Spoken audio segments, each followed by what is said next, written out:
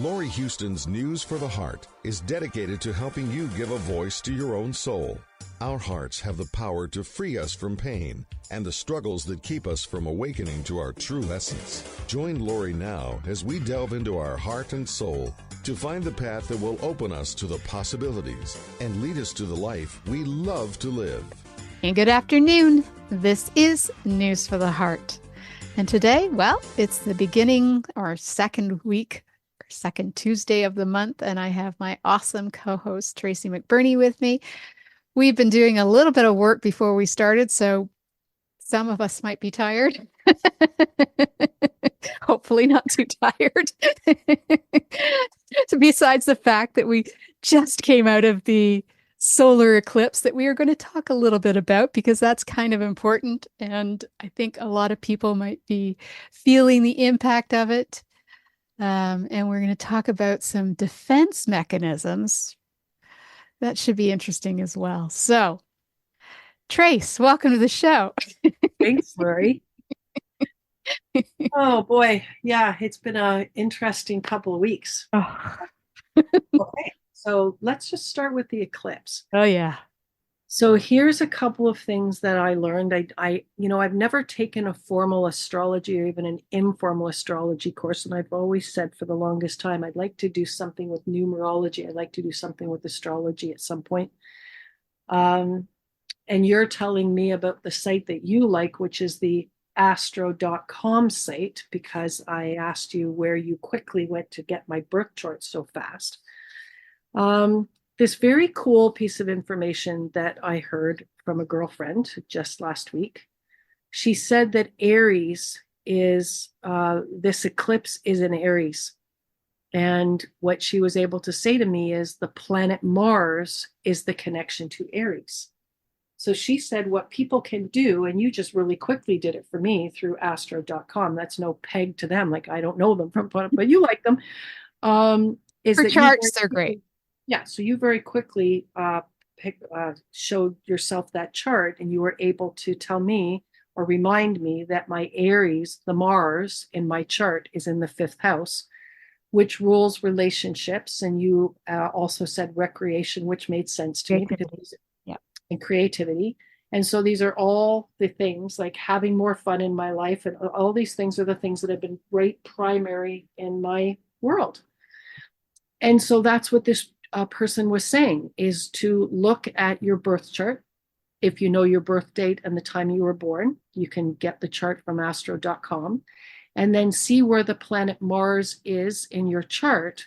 And that will literally give you an idea of which one of the houses is really the thing that's getting poked right now with this eclipse for you. And I thought that was a very valuable piece of information.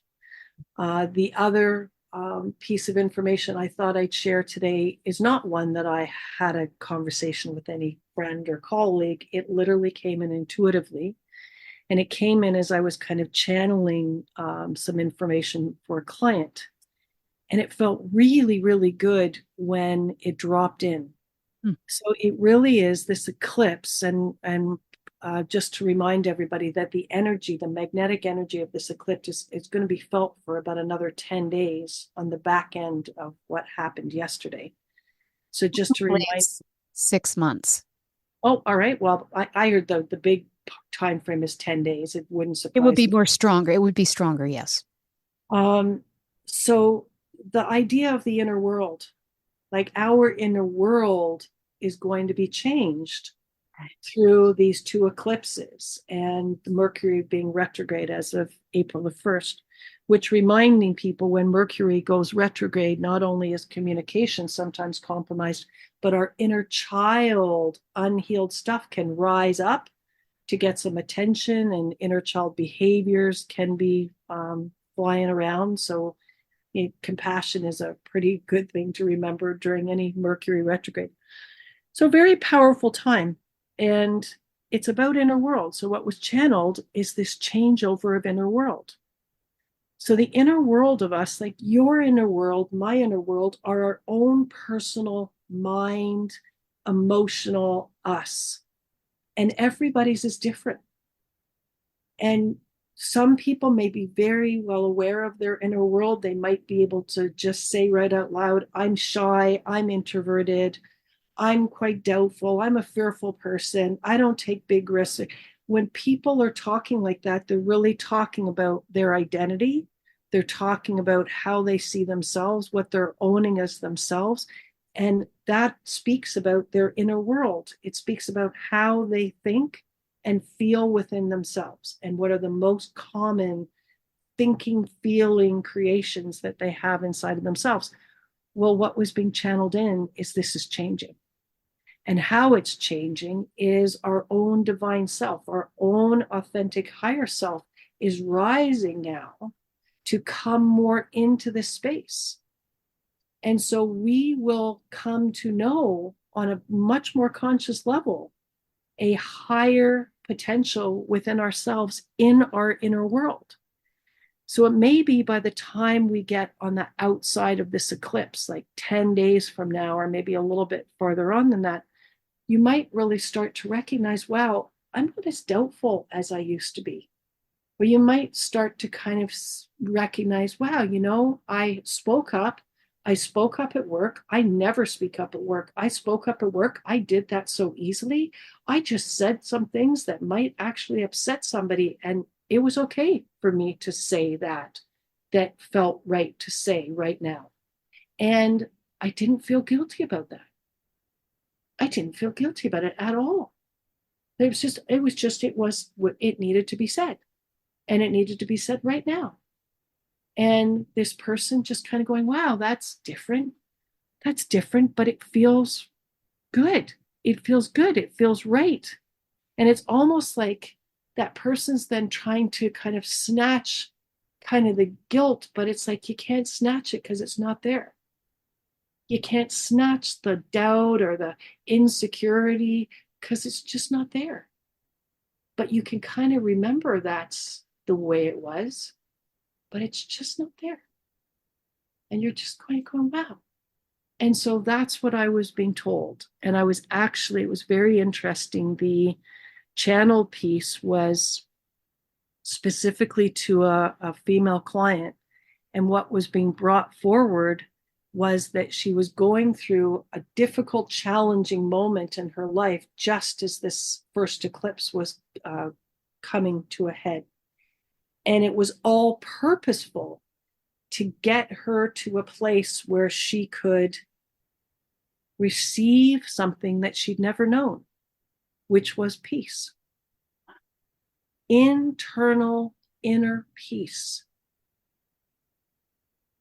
where she would be able to feel that from within her, something that she'd never felt, not once in her life.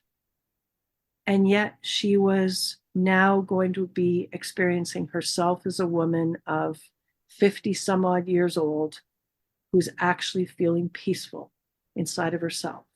So even though she was a Jewish woman, so even though all this stuff is going on with Hamas and all this stuff is going on in Israel, she is feeling peaceful. And she is sleeping in peace. Wow. And she's resting more in peace. And she's feeling more peaceful inside of herself. Even though all this stuff in the outer environment is where it is.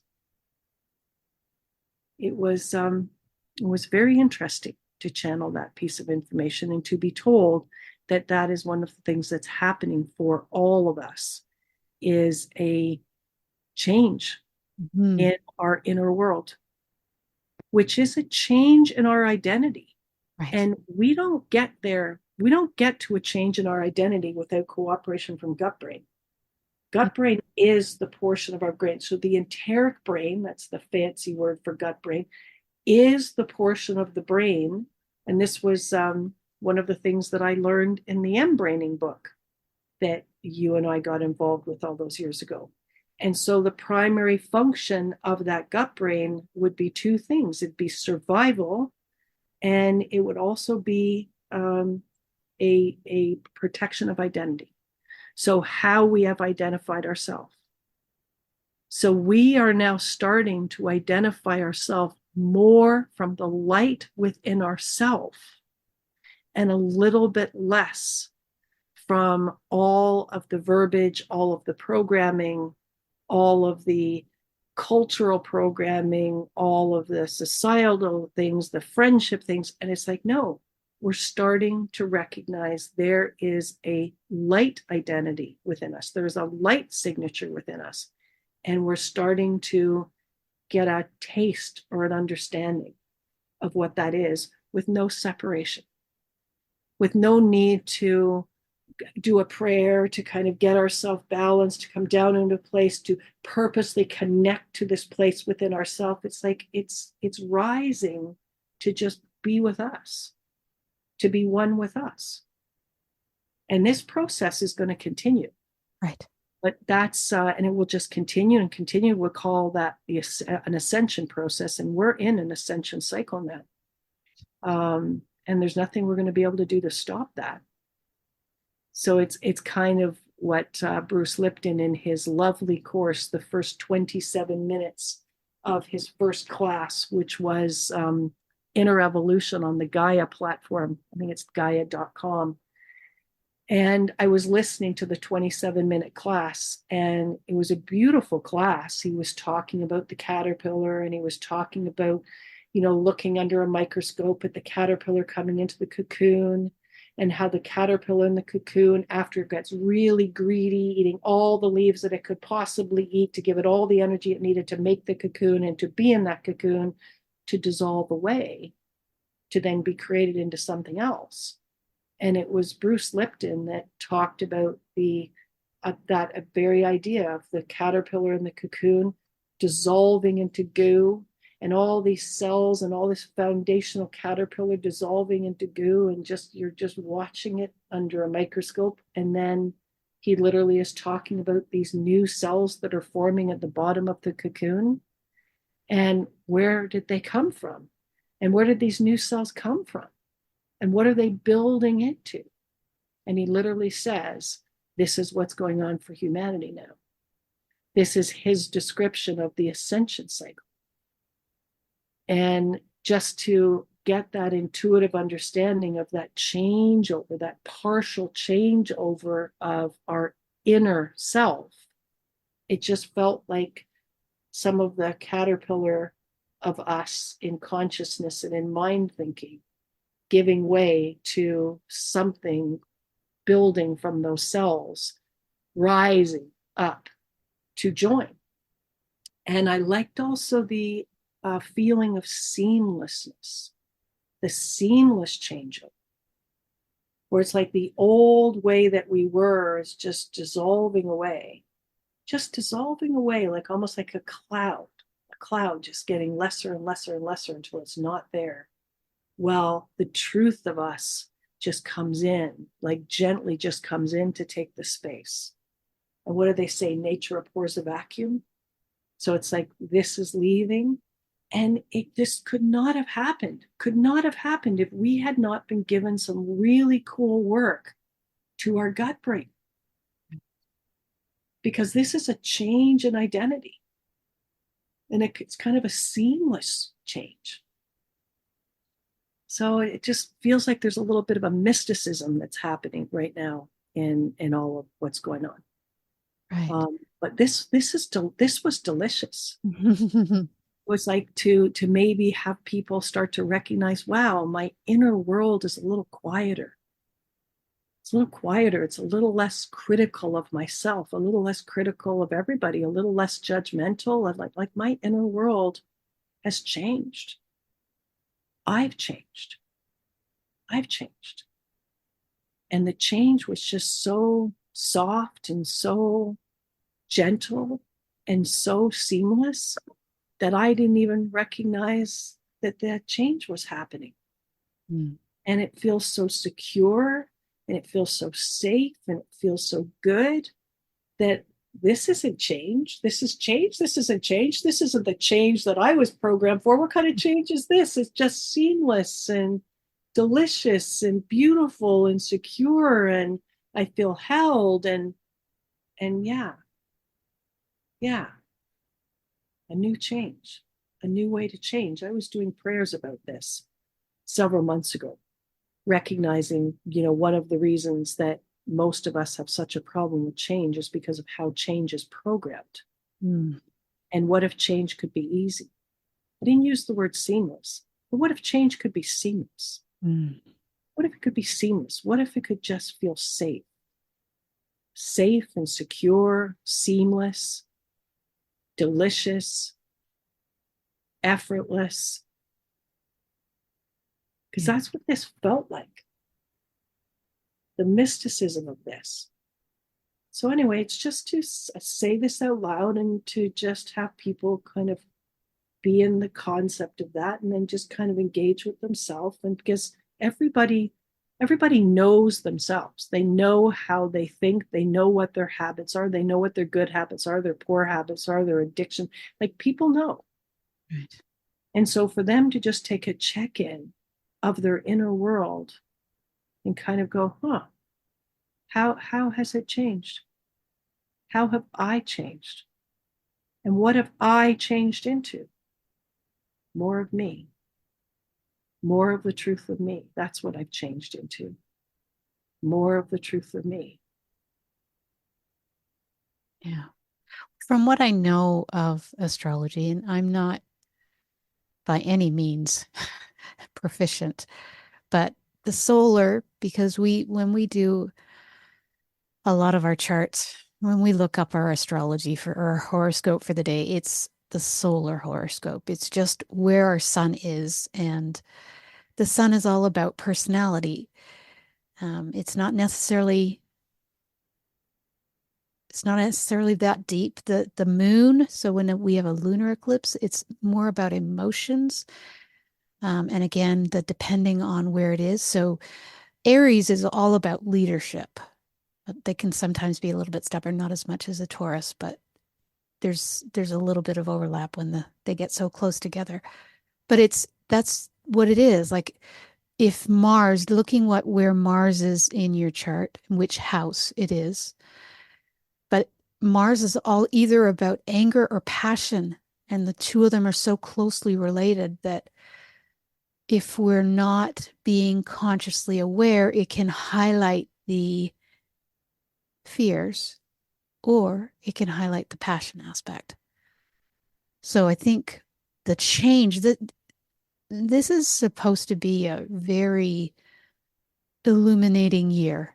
And I think there's going to be a lot of stuff that happens this year, but it makes a lot of sense that the solar eclipse is bringing in the change that you're talking about, because it's all about the personality. It's all about what we shine to the world, and knowing that the sun has been very, very, very active. Sometimes the activity of the sun impacts us in a way that hasn't been helpful in the past, but now it is. It's whatever, even the activity of the solar flares and stuff, it's actually helping us right now. So everything is coming together. It's like the universe is conspiring to assist us. So I think that's where all of this is coming from, which is amazing. But yeah. Mm-hmm.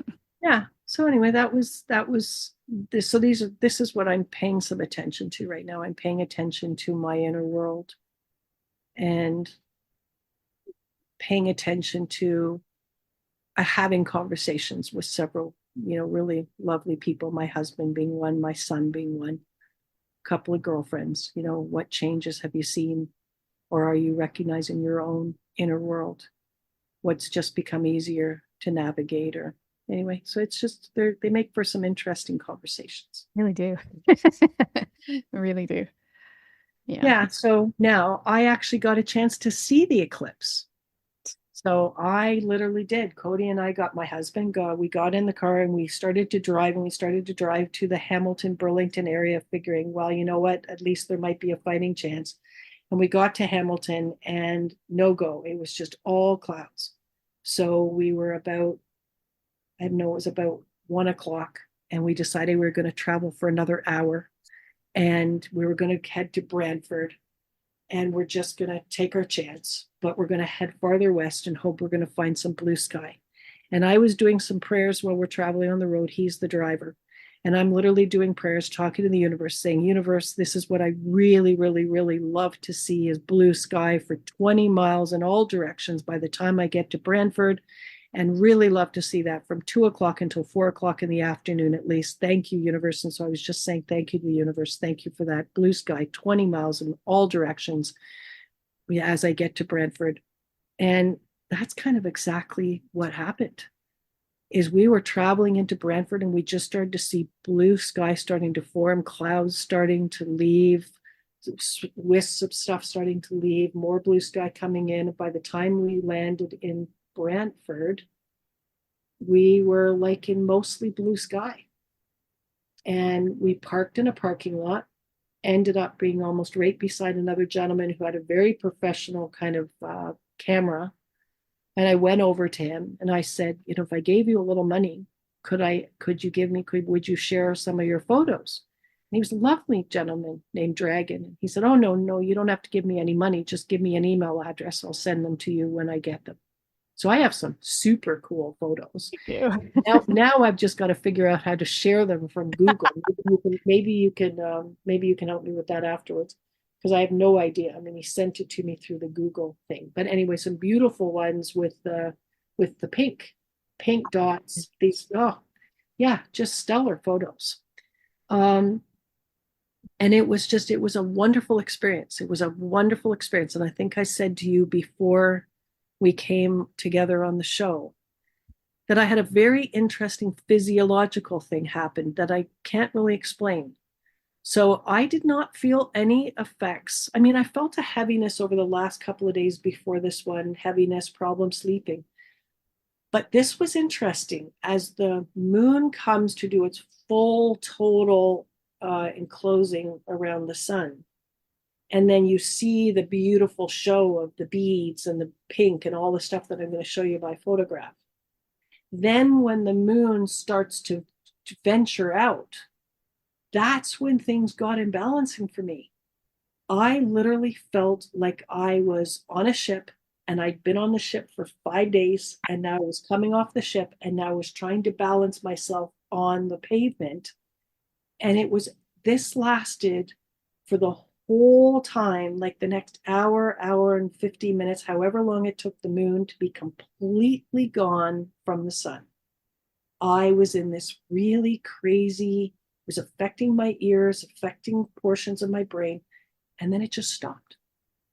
And I looked up with the glasses and the moon had now completely left and everything was now calm. And I thought, how amazing this dance between the moon and the sun, the magnetics of that, and how it had actually physically impacted my sense of balance on this earth and stability. And it was only on the way out. It wasn't on the way in. I wasn't having that same problem with the moon coming in as I was having as the moon was exiting. But that's your thing. That's you. That's part of that's what you're healing, is your instability. Your thing about the stairs and stuff, like Okay. that's what it's working on. All right. Okay. So anyway, it was very noticeable. It was very noticeable. So it was worth saying, because it really is acknowledging, like really acknowledging. I mean, I do acknowledge it from a place of sleep sometimes, and sleep patterns and being affected. But this was really recognizing, crap, the water in my body, the water in my ears, the water, like whatever, it's like very, very impacted the physicality of me. Like, and it was very, very noticeable. And the moon is all about water. Oh yeah, no, that I've got that. Yeah. Gotten that for years. And I mean, I love talking about water. I love talking about the water intelligence. I love teaching what little I know about the water intelligence. But yeah, this was a really interesting and very noticeable magnetic reaction I was having to exactly that, the moon on its way out. So, yeah. anyway, so you and I were discussing that. And then the other thing I brought up, which is part of my month this month, because we like to do that. Right? Let's just what's going on this month. Was bringing to my attention consciousness, like mind consciousness issues of what I'm going to call control mechanisms, defense mechanisms, protection mechanisms. So mind creations that come in to our life when we have had traumatizing times or difficult times to be able to navigate. And then the mind constructs that protect us, control things, take charge of things, defend things. And it was a lovely little course that I was taking in the last couple of weeks, and it was very powerful. It was very powerful to learn, like really have a sense of these things and have a sense of how deeply entrenched they are at the unconscious level. Mm. And we can have some awareness of something going on in our life that was problematic. And we can even have an awareness of the idea that we're quite controlling now, or we're quite protective now because of that. We might even have a dialogue about, because that happened in my life, I've become more controlling, or because that happened, I went through that, I'm becoming more defensive, or I really take charge of things more, or I tend to behave in a more powerless way because of that event. But we don't really recognize the mechanisms that we've created in the mind. And then we don't really recognize the partnerships that we've been in place with, because these mechanisms are never created by our divine line. They're never created by our, what I call authentic higher self. They're never created by our divine intelligence. They're created from our unconscious mind. They're created from epigenetics. They're created, that means passed on from genetic history, meaning we come to it from there. Somebody else created it, and now we have an event that's similar, and boom, all of a sudden we've got the mechanism already there, already done, already made. Now it's just delivered in, and now we've got what we need to be able to defend, or we have what we need to be able to protect or control the situation from ever happening again, or control our own behavior, try to control somebody else's behavior. It was very interesting to recognize that when we find these things, you just don't, pull them out. You just don't extract them like a tick from the skin. And I was taught a way of doing this, but when I sat quietly afterwards, it just kind of felt right. It kind of felt right, to get our own divine intelligence involved, to get our own authentic higher self involved. And then the word wasn't healing. Ultimately, healing would happen. The word was holding. Holding. My desire to let that experience back in history be divinely held. And then divinely helped, and divinely informed, and divinely healed. But it started with the holding.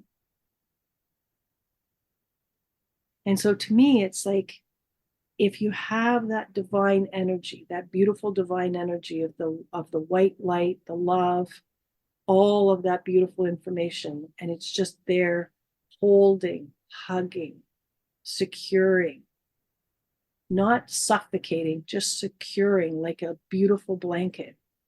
Well, where are the open doors? Where are the open doors? Because that information goes into the open doors. Never controlling, just where there's openness. Then there's a receiving in of whatever the light frequencies are that are needed, that would be the perfect balancing light frequencies. The love in a way that it could be received. The information in a way that elevates the consciousness, expands out how something could be seen.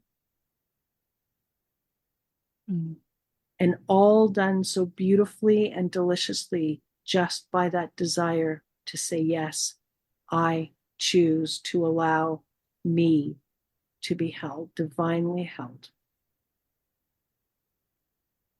Right there. Right there in that moment where it all went wrong. Allowing myself to be divinely held right there in that moment just before it all went wrong.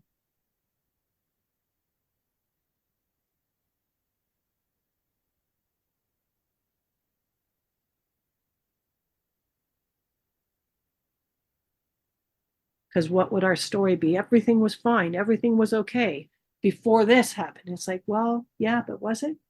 Yeah. Was it? Were you everything that you could be? Were you everything that you could be before that happened? And maybe that happened for a reason.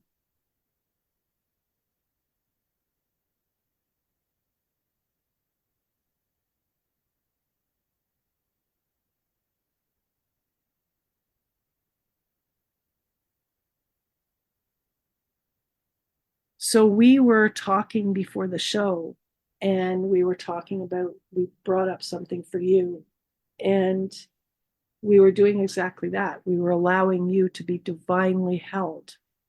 Now, we didn't divinely hold you before that moment, but we'll do that now. Okay.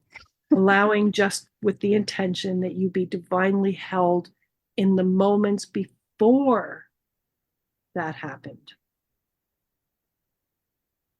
So if it wasn't, so do I have to go to the womb? Because it was something that I picked up the controls from my mother. You did, but there was an event that happened in your life that where they came together. So you had something go on in your life that had a similar construct to something that went on in hers. And I'm not so certain that that was an in the womb moment for you. No. It could have been a 13-year-old moment. It could have been a 15-year-old moment. It could have been an 18-year-old moment. But it's that moment in time where it's like an energetic mixture that's the same. But you created your moment years later in your way with your signature. Does that make sense? Oh, absolutely. Right. Yeah. And so I'm saying the moment before that, the moment before you created your signature ball of energy that was quite similar to your mother's, your birth mother's, we're allowing you to be divinely held then. And divinely held after. So before, during, and after. Do you get a sense of the date? Like I could see my father's death being part of it, and that was at 13. Well, isn't it interesting that I said 13? Yeah. 13. Because everything happened in 13. Got my period, got my first kiss, lost my dad. First lots. Very deep loss. Yeah. I never felt the same after. I never felt supported after. So yes, that is the moment. Okay. So we want to go before it. We want to be divinely held before it. When everything might have felt okay. Just blissfully unaware. Oh, we're going there. We're divinely held before it. And then we're divinely holding you in it as you're experiencing it, and divinely holding you after you experience the trauma, you experience the tragedy, you experience the moment, you experience the loss, you experience the unexpected. 18 was also significant. Painful. Yes. Kind of just dug it in. And that could have been a repeating pattern. Already. So it could literally be a repeating pattern. And if you went into Greg Braden's fractal time calculator, this would be a very interesting thing to do. So on his site, Greg Braden, that's Greg with two G's, Gregg, and then Braden, Braden, just for anybody that hasn't heard of him, .com. Super guy. Like, if you haven't heard of him, then please go there and just find out about him. He's incredible. But on his site, he still has something called the fractal time calculator.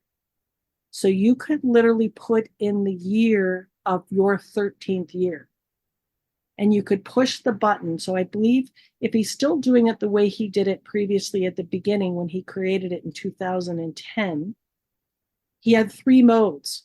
And so then you'd push mode 1, and that would build the next time that you have the potential to have the same sort of elixir of an event, you could call it haunt you, that you would experience it again.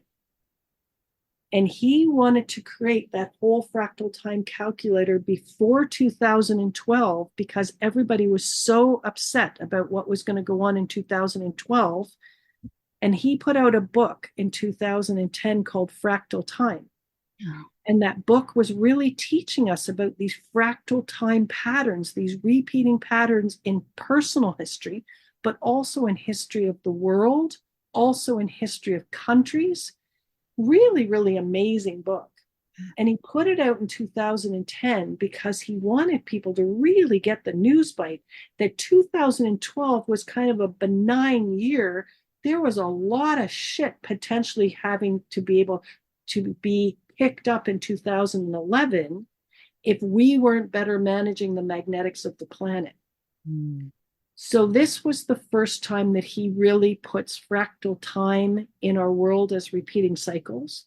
He literally joins it with this knowledge of Heart Math Institute, which everybody can join for free. And he was literally making sure that people really understood that the heart of us, physical heart of us, connected to the heart of the earth, we can, when we come together as more than one person, we can literally raise the magnetics of the planet, and we can shift things that are going on with weather to the positive. Mm. Now, when was the last time you heard about this on your daily news? Do you hear anybody on CTV News, CBC News, CNN, do you hear anybody ever talking about, well, why don't we use our heart? Why don't we come together with hundreds of people? Why don't we turn to Heart Math Institute? Why don't we do something with thousands of people where our hearts are joined with the hearts of the earth? And why don't we see what we can do to raise the magnetics of the planet and see what we can do to decrease what's going on with that hurricane, which we've done, decrease what's going on with these weather patterns? Have you ever heard them talk about this on the news? Well, no, they have not. They love to talk about carbon and what we need to do about carbon. And Greg Braden's got some really interesting things to teach you about carbon and what's going on with the truth of carbon. And so that is a totally other news bite for people to get their hands on. And back to fractal time. So for you, I think it'd be really cool. I think it'd be cool to get on his site, go and what is the year that you were 13, push the button that's going to build that, and then see if you see the repeating pattern show up at 18, and see when you see it showing up again, and see when you see it showing up again. And what he would say is, this does not mean that there are guarantees here. He said, if we do things to elevate ourselves, if we do things to bring these things into greater awareness and to bring more divine light in, we don't see a repeating pattern for them anymore because they're repeating because we don't know enough. They're repeating because we need to bring more of us in to those places. So, by the way, we did see a repeating cycle in 2011 that he was working to help us to prevent, and that was nuclear disasters. So that was the year that we had the problem in Japan again. So that was the repeating nuclear disaster. But in 2011, we averted a third world war. And there was something else that he was saying was up on the chopping block for 2011 if we didn't raise the magnetics and really just come into greater personal awareness and divine awareness. So we dodged 2 of the 3 bullets in 2011. So these things are possible. And so, as he says, the reason why these things repeat themselves is to give us another opportunity to get more information, to get further understanding, to get more expanded awareness. And so it's not about punishment. It's not about harming ourselves. It's that it's almost like we've almost like re-shocked ourselves or re-traumatized ourselves again and put ourselves into a repeating pattern because we don't know ourselves well enough and we haven't given ourselves, the truth of ourselves, more speaking room, so to speak, greater understanding. So it'll be interesting. It'll be interesting for you to go and look at that and see what comes of that. Yeah. So I bring this up, just if we go back to the event that we were speaking about before we came onto this call, and you go back there, what does that feel like now? What does that feel like in your body? Because you're always going to have the news, you're always going to have the photograph, but it's about changing the feelings. Yeah, it feels a lot looser. It feels a lot calmer. Okay, and if you choose then past, present, and future being one, to literally put yourself 24 hours into the future. So just choose to just take a step into 24 hours into the future. And now I'd like you to 24 hours into the future, which is where you are right now. Now I want you to feel into that time. What does that feel like 24 hours into the future?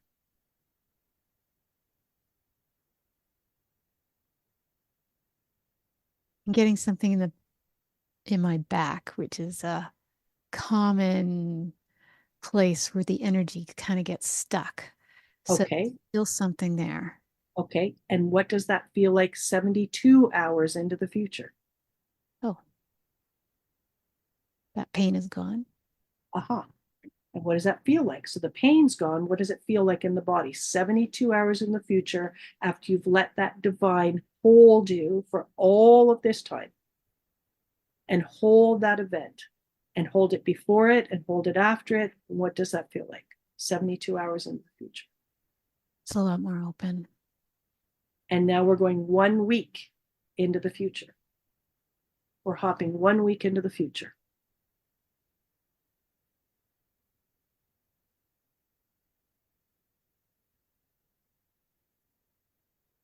I feel like I'm still trying to control a little bit of it. So my control issues are a little bit.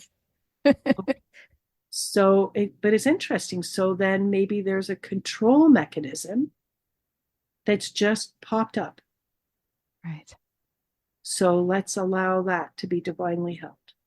I'm afraid. If there's a control mechanism that's just popped up, if there's a persona that you've created that connects to that control mechanism. And first of all, I'd want that control mechanism to be you, yours, owned by you, and only you, and controlled only by you. So if there's anything else that you shared with to create it, or that your birth mother shared with to create it, if it's coming from her, then we're saying thank you to the energies. Mm. You know, when we didn't think we were enough, when we didn't think we were smart enough, when we didn't think we had enough, when we didn't, all of the scarcity understandings, when we're doubtful, when we're fearful, then we're saying thank you to whatever might have partnered with us to create this.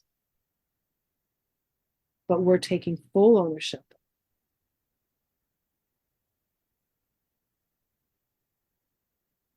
With thanks.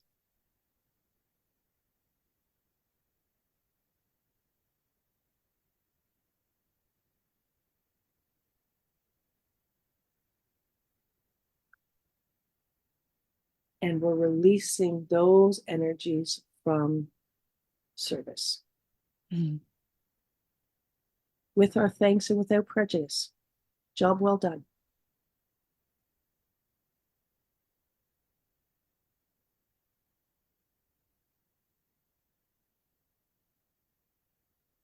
Mm. I'm being told now it's just energy releasing. Right. And I feel it very much happening in the head. Yeah. Yeah. Okay.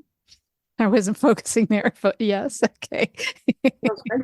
Feels right. Like a band almost around the eyes, all the way to the back. Yeah.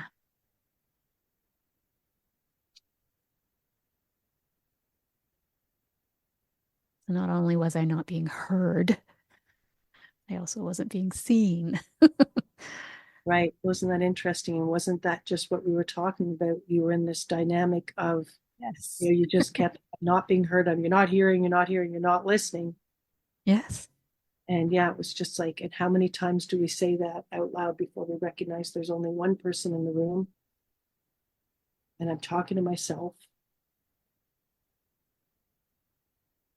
Hmm.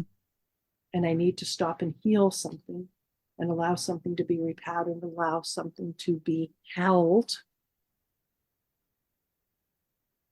Because maybe it's not safe to heal it yet. Mm. Maybe it doesn't feel right to heal it yet.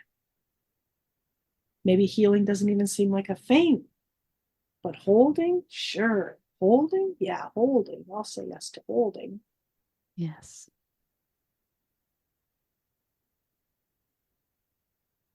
Definitely.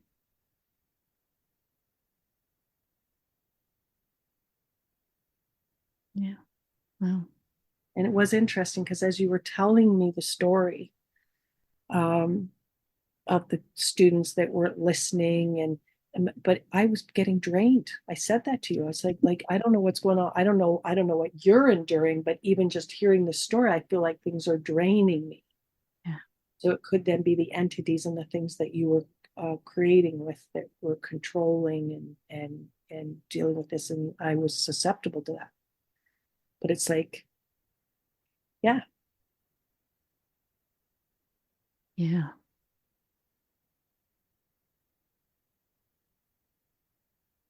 And it is interesting because then you sit there as the person who's the friend, me on that call, the friend going, well, I'd really like to help, but I didn't sign up for being drained. And it would be the same thing as you. I'd really like to help the students, but I didn't sign up for being drained. I didn't sign up for like hours of my life. I felt And so yet, exhausted. yeah. And yet, as we really investigated it, it's like, well, yeah, but you're following a pattern that came in from your birth mother, who then we look at came into a family as the only hearing child in a whole family of deaf people.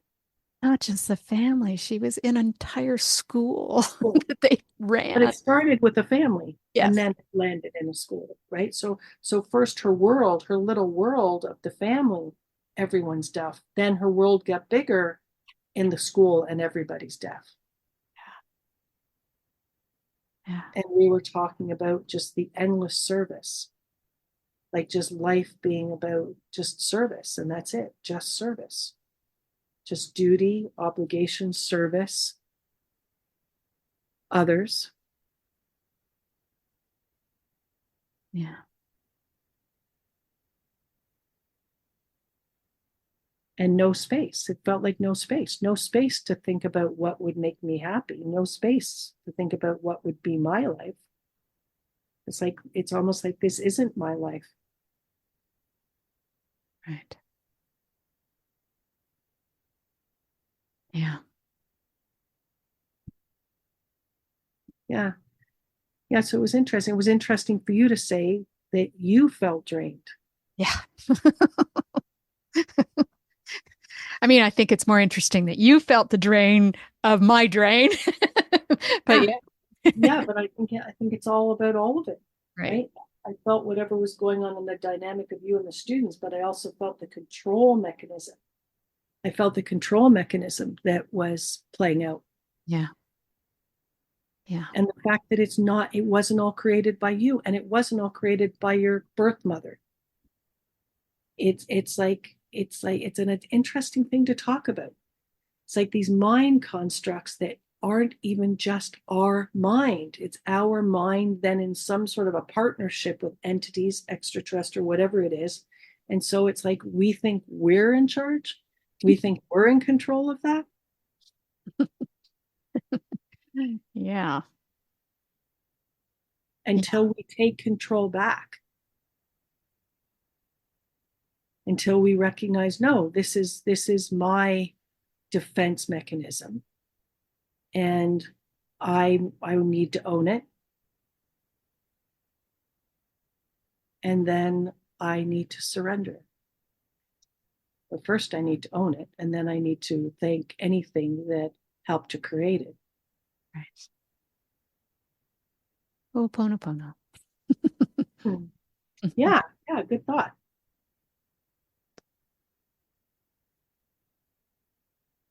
So now we're 1 week into the future.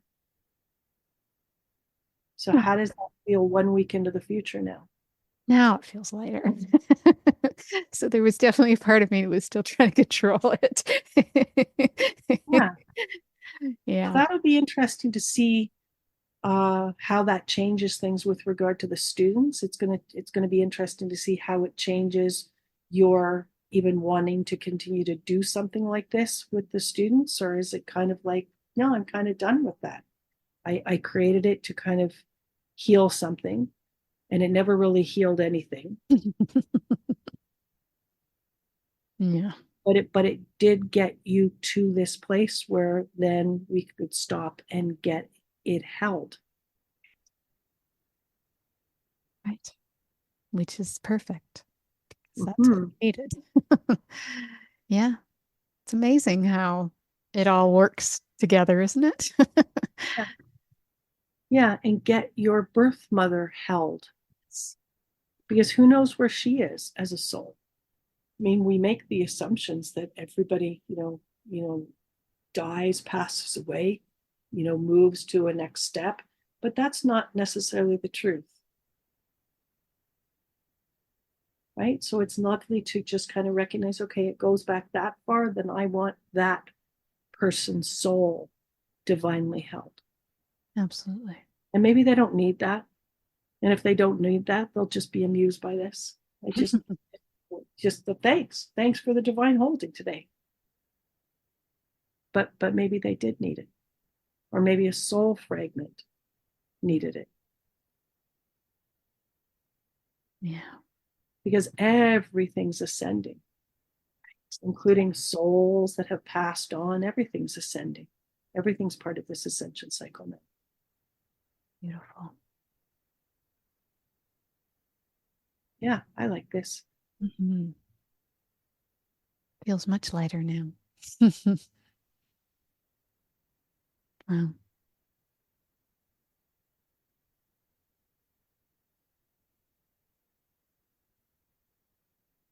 Yeah. Beautiful. Nice. Mm-hmm. Well, that was interesting. I didn't know we were going to talk about Greg Braden today. I didn't know we were going to bring in fractal patterns, but I love it. I think it's a great thing to bring forward. Yeah. Yeah. Yeah. Well, we could end the show here. It feels like it's a complete show. Yeah, that sounds nice. All right. Well, you have been listening to News for the Heart. We've got in the heart of what matters with Tracy McBurney. Ascension. I think that's what it's going to be. It's all about ascension. This is where we're at. This is the new